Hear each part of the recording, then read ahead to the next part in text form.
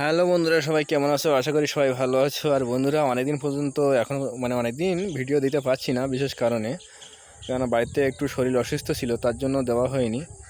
তো অনেকদিন পরে আজকে ভিডিওটা দিচ্ছি। আর বন্ধুরা, আজকে এসেছি জঙ্গলের পাশে ঘুরতে। এর আগেও যে আমি জঙ্গলের পাশে ভিডিও করেছি, সেই জঙ্গলের পাশ জঙ্গলের যে গাছগুলো, সেগুলো এখন কীরকম একটা শুকিয়ে শুকিয়ে মতো যাচ্ছে।